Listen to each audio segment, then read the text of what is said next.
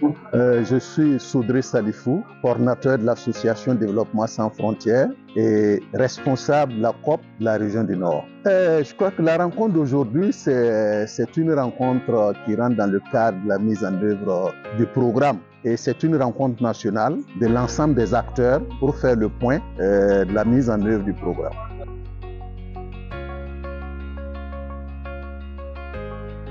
Le programme Giving for Change dans la région du Nord, d'abord, il faut souligner que le programme se porte bien. Aujourd'hui, l'ensemble des acteurs qui ont bénéficié des formations du programme Giving for Change sont en train d'être autonomes. Et donc, pour nous, c'est de dire vraiment que l'ensemble de ces formations de capacitation est une très bonne chose, quelque chose qui les a permis vraiment d'avoir une certaine autonomie pour la mise en œuvre de leurs activités.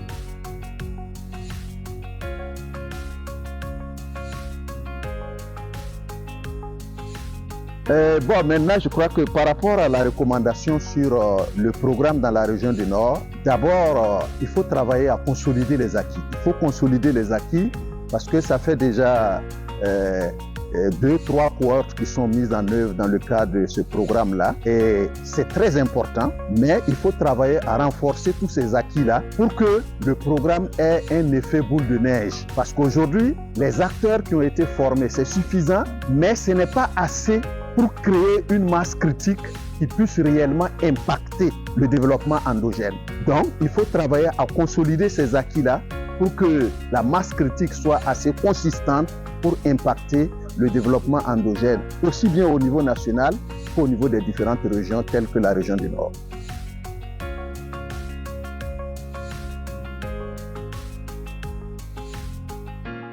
Et je crois qu'au niveau des communautés de pratique, ce que nous voyons pour les années à venir, d'abord, ça va être des plateformes où les gens vont se rencontrer très souvent pour travailler dans le cadre de la mise en œuvre des activités communautaires, dans le cadre de la mise en œuvre des projets sociaux. Et aussi, ça va être un cadre de réflexion et un cadre d'accompagnement des politiques au niveau régional, au niveau provincial, au niveau communal. Donc, pour nous, il y a un bel avenir pour ce comité-là parce que ce sont des gens qui ont quand même eu un certain nombre de capacitations qui leur permettent quand même de mieux jouer leur rôle.